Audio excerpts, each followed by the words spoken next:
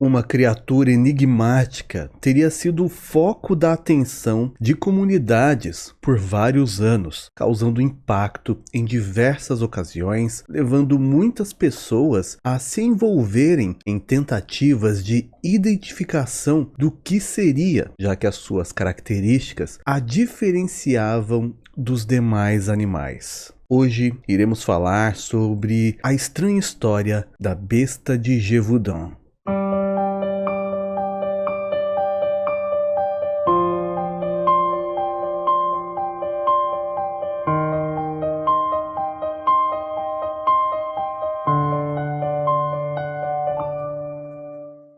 Esse roteiro é baseado em artigos sobre o mesmo assunto, além de vídeos. Desde já pedimos o seu like, que você deixe um comentário interagindo com o conteúdo. Pode ser algo que você já sabia da história, que eu não comentar, sugerindo também novos temas para trazermos para esse quadro. Verifique também a possibilidade de nos ajudar se tornando membro no nível perito. O seu nome aparece no vídeo durante algum momento e tem também a opção Valeu demais. Você pode escolher a quantia com a qual quer colaborar. Se ainda não for inscrito no canal, se inscreva e por favor ative as notificações. Gévaudan é uma antiga província francesa que consiste atualmente na região do departamento de Lozère e parte do departamento de Haute-Loire, que fica entre as montanhas de um lugar chamado Majoridade, no centro-sul francês. A título de curiosidade, essas duas áreas são muito antigas, com registros que datam dos anos de 121 a.C.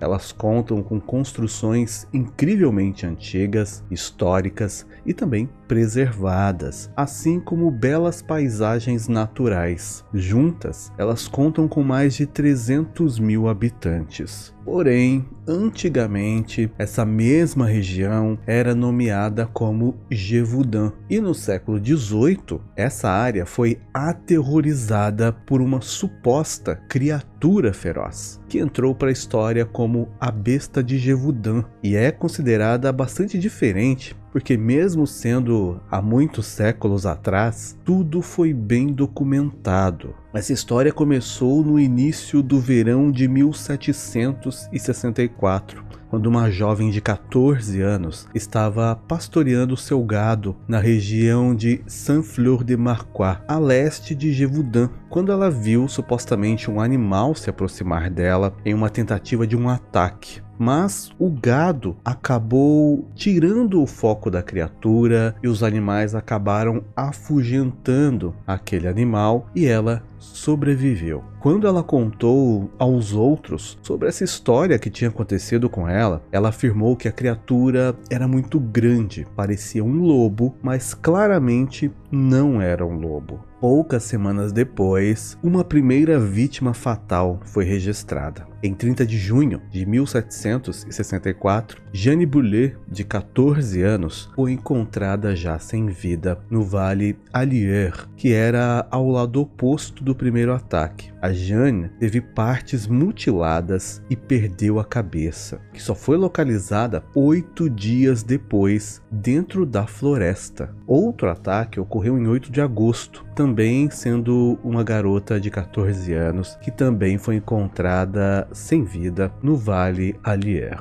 Durante os meses seguintes, esse suposto animal fez diversos ataques aos arredores da floresta de Marcoix, alguns sendo fatais e outros, mesmo feridas, acabaram sobrevivendo. A maioria era atacado quando estavam em campos de pastagem, cuidando do pastoreio dos animais. Mas também houve ataques que ocorreram em jardins, estradas e até mesmo em frente a casas dentro de vilas. E quase todos eram em plena luz do dia. Somente um ou outro ocorreu durante a noite. Foi notado que essa criatura tinha uma preferência em atacar mulheres e crianças, embora ela tenha também atacado alguns homens jovens. Mas ficou evidente que ela escolhia, em sua maioria, as mulheres. Esses ataques, na maioria das vezes, ocorriam na região do pescoço, e as vítimas que não resistiam eram encontradas quase sem sangue, ou seja, a criatura parecia beber o sangue que saía pelas feridas. Ela também não se interessava por outros animais, atacando unicamente humanos. Os sobreviventes desses ataques descreviam essa criatura como sendo diferente de outros animais que viviam na região. Eles eram moradores da área há muitos anos, então eles sabiam que existiam lobos na área. Mas essa criatura tinha algumas características que eram diferentes de um lobo, pelo menos um lobo comum. O animal visto foi descrito como sendo muito maior que um lobo, comparando muitas vezes com o tamanho de um bezerro de 1 ano, equivalente a 150 quilos ou a 180 e até 1,30 m de altura, com uma cabeça alongada, a ponta do focinho achatada, com uma boca larga, orelhas longas e pontudas atrás da cabeça, e em partes do pescoço haviam tufos de pelos longos, além de um peitoral bastante saliente e grande de pelo marrom claro ou castanho avermelhado. Ela tinha listras pretas nas costas e uma mancha em formato de coração branco na barriga. A cauda foi a característica mais estranha, pois era bem longa e tinha um tufo de pelos na ponta, algo bastante incomum para qualquer animal conhecido daquela área. Todas as vítimas, embora algumas nunca tenham se conhecido, descreviam a mesma criatura. E assim foi feito um retrato falado de como ela seria, e todos concordaram que o desenho era fiel à verdadeira aparência daquele animal. Toda essa descrição das testemunhas foi inclusive registrada em documentos oficiais e arquivados. As marcas das patas da criatura, que eram encontradas nos locais de ataque, eram quase 2 vezes maiores do que as de um lobo comum. Ataques também ocorreram em um intervalo pequeno de tempo e outros simultaneamente em 2 lugares ao mesmo tempo, o que fez surgir a teoria de que havia mais de uma criatura. Algumas testemunhas afirmaram que foram atacadas por 2 criaturas, e outras diziam que havia um filhote junto. Tudo isso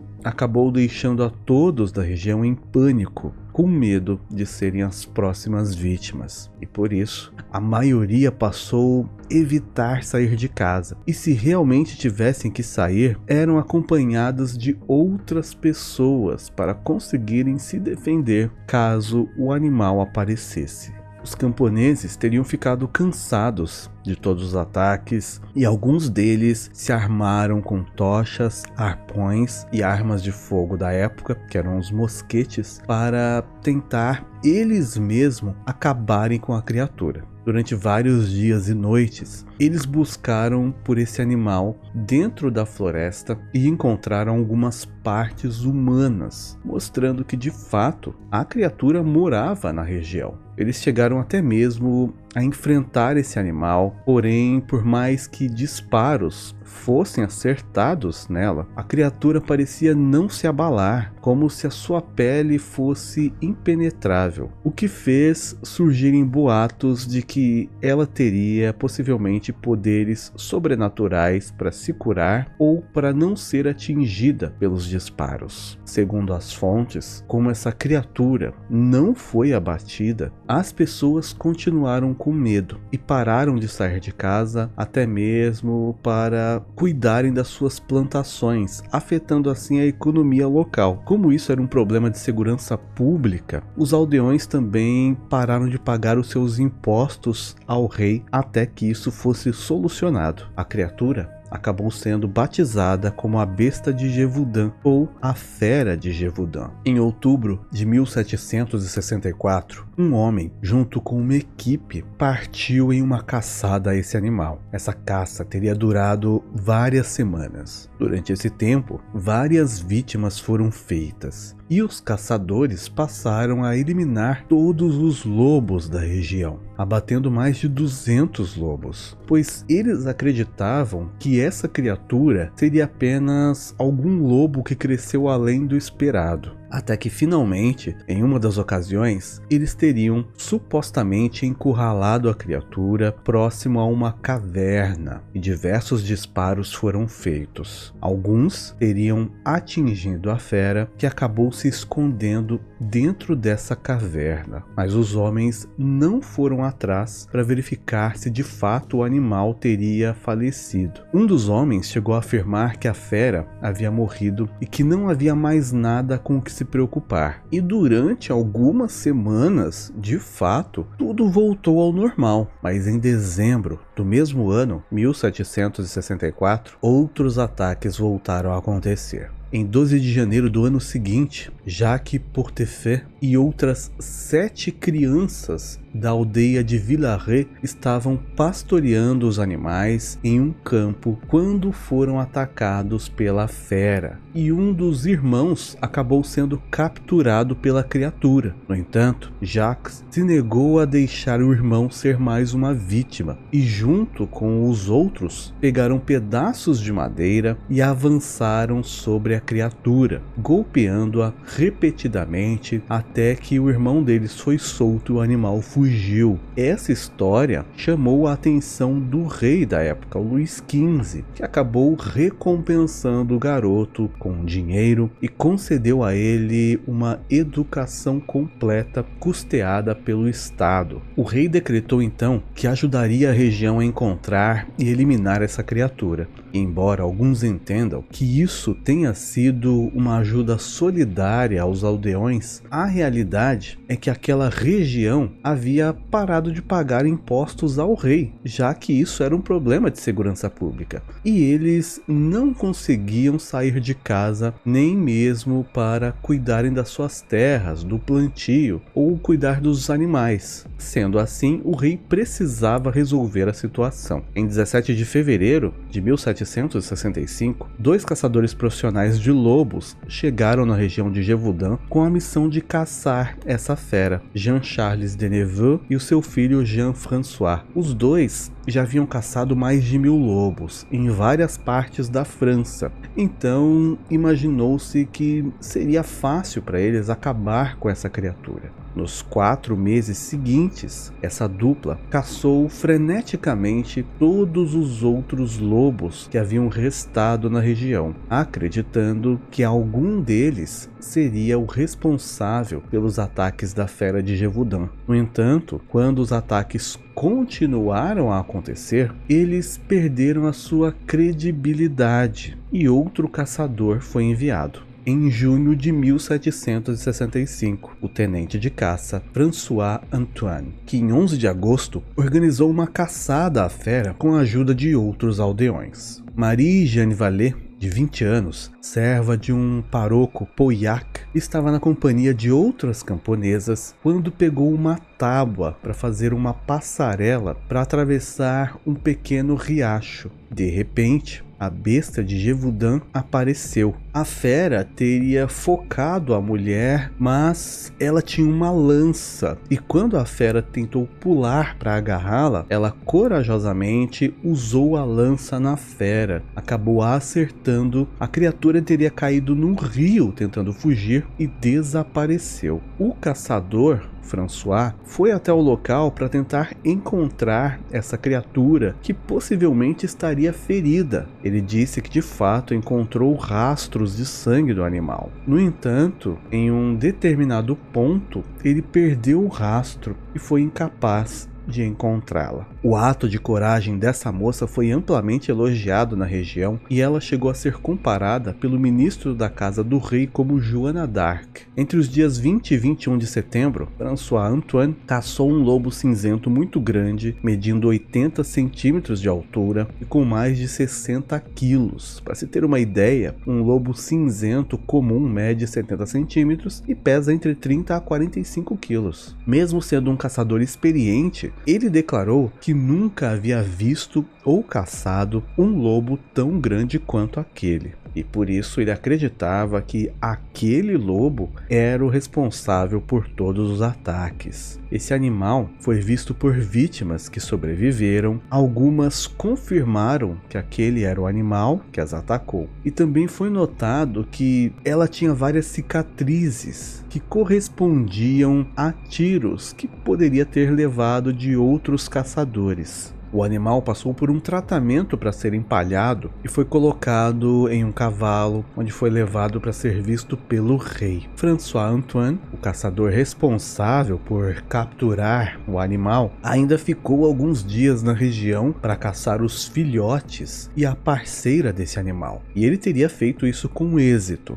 enquanto o filho dele é quem acompanhou o animal até o castelo. A fera acabou sendo exposta nos Jardins do Roi. François Antoine só saiu de Gévaudan em 3 de novembro e ao retornar para Paris, ele foi recebido como um herói e ganhou uma recompensa, assim como títulos de nobreza e prêmios. Nos dias seguintes, realmente tudo voltou ao normal, sem nenhum novo ataque relatado, o que fez com que a população voltasse a acreditar que realmente aquele lobo era a fera que estava aterrorizando a região. Até que em 2 de dezembro, 2 meninos de 6 e 12 anos foram atacados e ambos sobreviveram, mas os boatos de que a fera ainda estava viva se espalharam rapidamente novamente. Logo em seguida, outros ataques voltaram a acontecer, fazendo várias vítimas fatais, e o medo voltou a assolar a população.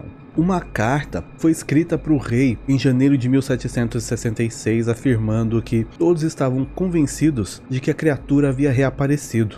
Mas o rei, Luís XV, estava farto daquela história, e ele não queria mais ter gastos com aquilo. Então ele mandou que todas as histórias relacionadas a essa criatura fossem dadas como mentirosas. E a partir de então, nenhum jornal noticiou os ataques ocorridos em Gévaudan. Em março de 1766, os ataques se multiplicaram e os aldeões sabiam que a salvação não viria da corte. Então eles tentaram novamente acabar com a fera sozinhos. Mas todas as medidas tomadas foram ineficazes e durante todo o resto do ano o animal continuou fazendo vítimas. Foi notado que o animal parecia mais cauteloso em escolher as suas presas e a forma como ele iria atacá-las. No início do ano seguinte, 1767, as coisas teriam se acalmado, mas poucos meses depois, ataques voltaram a acontecer, até que um caçador local chamado Jean Chastel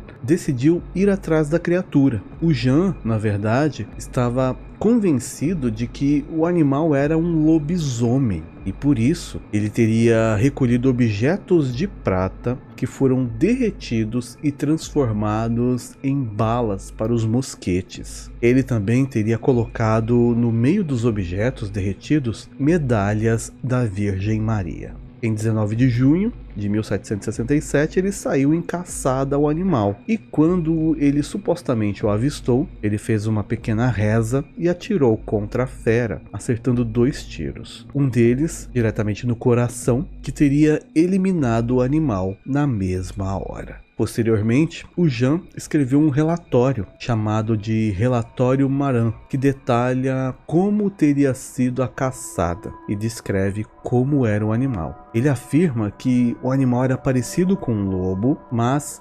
extraordinariamente diferente, tanto em características quanto em proporções. A fera tinha a mandíbula superior composta por 20 dentes, sendo 6 incisivos, 2 caninos e 12 molares. A mandíbula inferior tinha 22 dentes, sendo 6 incisivos, 2 caninos e 14 molares, o que apontaria que o animal era de fato uma espécie de canídeo. Esse relatório chegou a ser arquivado nos documentos oficiais e ainda até hoje é preservado. Ao todo, mais de 300 testemunhas foram ver a carcaça do animal e confirmaram que realmente aquele animal era a fera de Gévaudan. O Jean então teria colocado esse animal em uma carroça e levado até o castelo para que o rei Luís XV o visse e comprovasse que aquela era a fera. No entanto, o animal já chegou em grande estado de decomposição e, por estar com forte cheiro, o rei não quis vê-la e o animal foi enterrado nas imediações do castelo. Por fim, aquele animal abatido nunca foi de fato identificado. Depois que ele foi capturado por Jean, nenhum outro ataque aconteceu e por isso se acredita que Jean Chastel é quem foi o verdadeiro herói de Gévaudan, abatendo a fera. Como o animal nunca foi de fato identificado, existem hipóteses que foram surgindo ao longo dos anos do que ele seria. Por exemplo, algumas pessoas sugeriram que ele poderia ser uma hiena, embora seja um animal de origem africana. Algumas haviam sido levadas para a França. No entanto, a descrição do tamanho é muito maior do que uma hiena comum. Outras teorias incluem a possibilidade de ser um leão, mas a quantidade de dentes descarta essa possibilidade. Uma outra teoria é que poderia ser um cão selvagem ou um cruzamento entre espécies, como um cão selvagem e um lobo, com alterações genéticas que o deixaram muito maior. Essa é uma das teorias mais aceitas. Ainda é dito que poderia ser um animal de origem desconhecida, permanecendo sem ser catalogado. Um fato importante a ser mencionado é que ela só teria sido vista e feito vítimas em um raio de 80 a 90 quilômetros. Além dessa área, nenhuma pessoa foi atacada. A quantidade de vítimas até hoje é incerta, mas algumas fontes afirmam que foram aproximadamente 210 pessoas atacadas, sendo 113 vítimas fatais e 49 gravemente feridas que sobreviveram. Ainda hoje, o caso da besta de Gévaudan é uma das histórias da França mais estranhas. Para muitos, é um caso tido como sobrenatural ou mitológico, mas ela conta com relatórios oficiais e depoimentos assinados, incluindo por monarcas da corte real, que confirmam que tudo realmente aconteceu e não é uma fantasia, uma história contada de geração para geração, mesmo que até hoje a criatura nunca tenha sido identificada. Em 1995 foi feita uma estátua da mulher que enfrentou a fera para recordar a bravura que a jovem teve ao utilizar uma lança contra o suposto animal. Há também uma outra escultura em Marvejols e Sorges em homenagem a Jean Chastel, que foi o verdadeiro responsável pela captura da fera e o fim dos ataques. Obrigado por assistir até aqui, por enquanto é só e até mais.